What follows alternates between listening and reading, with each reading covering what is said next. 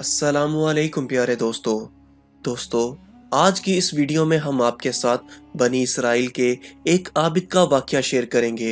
ये वाकया इंतहाई सबक आमोज है, इसीलिए आप सबसे गुजारिश है कि वीडियो को स्किप किए बगैर वीडियो को मुकम्मल देखें ताकि आज की इस वीडियो और इस वाकये का मकसद आप सब अहबाब को समझ में आ सके।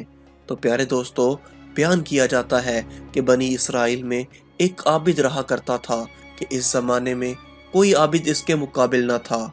इस वक्त में 3 भाई थे और इनकी एक बहन थी जो अभी तक कंवारी थी। इसके सिवा और इनकी कोई बहन न थी। इत्तफाकन इन तीनों भाइयों को कहीं लड़ाई पर जाना पड़ गया। इनको कोई ऐसा शख्स नजर ना आया जिसके पास अपनी बहन को छोड़ जाएं और इस पर भरोसा करें। लिहाजा सब ने इस राय पर इत्तफाक किया कि इसको आबिद के सुपुर्द कर दें। वो आबिद इनके ख्याल के मुवाफिक तमाम बनी इसराइल में नेक और परहेजगार था। चुनाचे इसके पास आए और अपनी बहन को हवाला करने की दरख्वास्त की कि जब तक हम लड़ाई से वापस आए हमारी बहन आपके साया शफकत में रहेगी। आबिद ने ऐसा करने से इनकार कर दिया और इनसे इनकी बहन से खुदा की पनाह मांगी।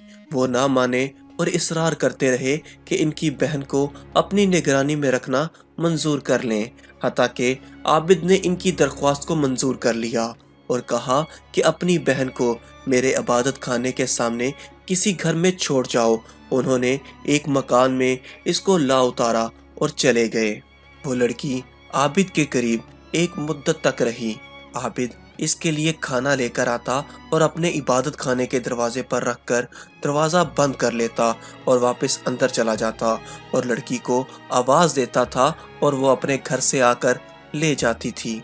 फिर रावी ने बयान किया कि फिर शैतान ने आबिद को बहकाना शुरू किया इब्तिदा और इसको खैर की तरकीब देता रहा और लड़की का दिन में इबादत खाने तक आना इस पर गरा जाहिर करता रहा कि कहीं ऐसा ना हो कि ये लड़की दिन में खाना लेने के लिए घर से निकले और कोई शख्स इसको देख ना ले।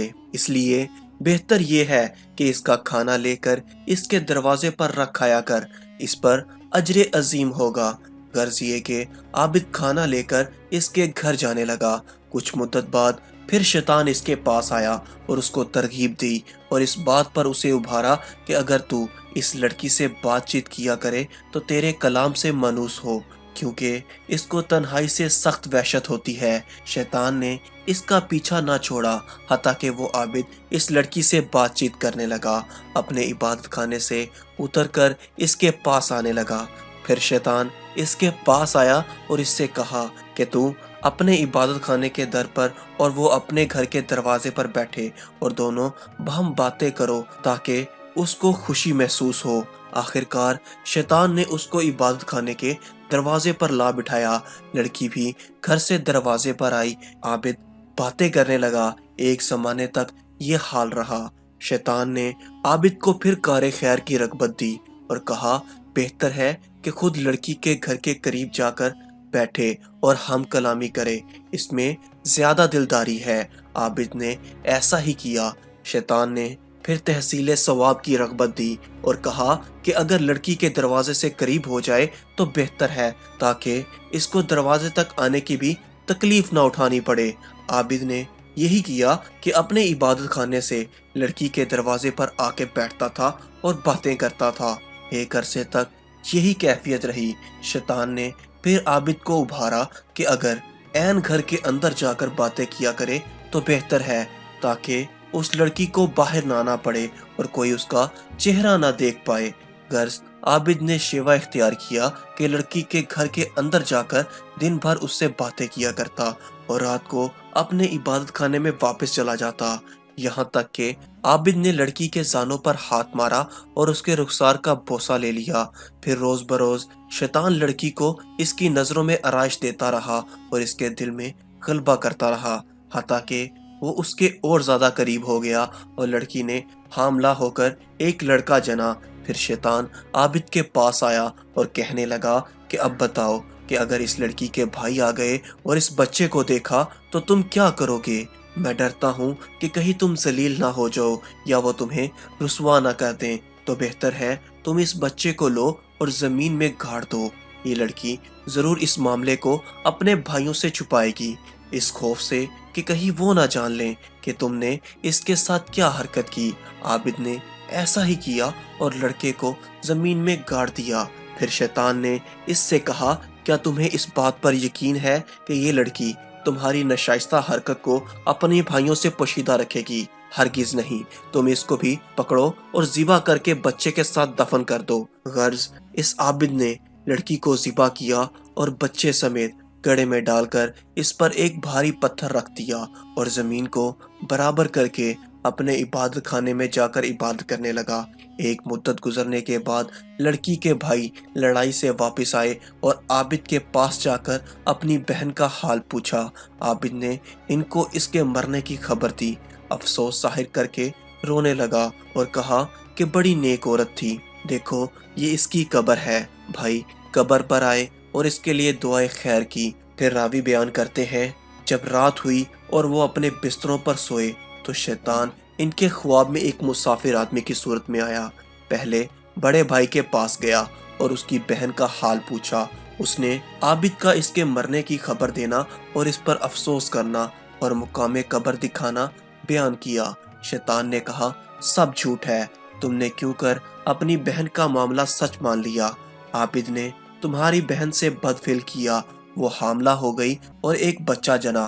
عابد نے تمہارے ڈر کے مارے اس بچے کو اس کی ماں سمیت ذبح کیا اور گڑھا کھود کر دونوں کو اس میں ڈال دیا۔ شیطان نے مزید کہا، جس گھر میں تمہاری بہن تھی اس کے اندر داخل ہونے میں وہ گڑھا داہنی جانب پڑتا ہے، تم چلو اور اس گھر میں جا کر دیکھو، تم کو وہاں دونوں ماں بیٹے ایک جگہ ملیں گے، جیسا کہ میں تم کو بیان کر چکا ہوں۔ پھر شیطان دوسرے بھائی کے خواب میں آیا، اس سے بھی ایسا ہی کہا۔ پھر چھوٹے بھائی کے خواب میں آیا اور اس سے بھی ایسا ہی کہا۔ جب صبح ہوئی تو سب لوگ بیدار ہوئے اور تینوں اپنے اپنے خواب سے تعجب میں تھے۔ ہر ایک آپس میں ایک دوسرے سے بیان کرنے لگا کہ میں نے رات عجیب خواب دیکھا۔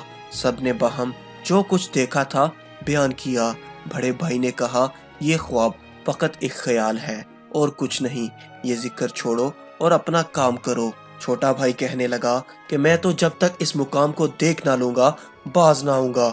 تینوں بھائی چلے جس گھر میں ان کی بہن رہتی تھی، آئے، دروازہ کھولا اور جو جگہ خواب میں بتائی گئی تھی اسے تلاش کیا اور جیسا ان سے کہا گیا تھا کہ ان کی بہن اور اس کے بچے کو ایک گڑھے میں ذبح کیا ہوا پایا۔ انہوں نے عابد سے کل کیفیت دریافت کی۔ عابد نے شیطان کے اس قول کی اس فعل کے بارے میں تصدیق کی۔ انہوں نے اپنے بادشاہ سے جا کر عابد کی شکایت کی۔ عابد کو پھر اس کے عبادت خانے سے نکالا گیا اور اس کو مارنے کے لیے لے جایا گیا۔ جب اس کو مارنے کے لیے لے جایا جا رہا تھا تو شیطان اس کے پاس آیا اور کہا، تم نے مجھے پہچانا، میں ہی تمہارا وہ ساتھی ہوں جس نے تم کو عورت کے فتنے میں ڈال دیا، یہاں تک کہ تم نے اس کو حاملہ کر دیا اور ذبح کر ڈالا۔ اب اگر تم میرا کہنا مانو اور تم مجھ کو سجدہ کرو تو تمہیں میں اس سے نجات دلا دوں گا۔ عابد نے سجدہ کیا، خدا تعالیٰ سے کفر کیا۔ پھر جب عابد شخص نے کفر کیا تو شیطان اس کو اس کے ساتھیوں کے قبضے میں چھوڑ کر چلا گیا۔ انہوں نے اس کو اس کے کیفر کردار تک پہنچا دیا۔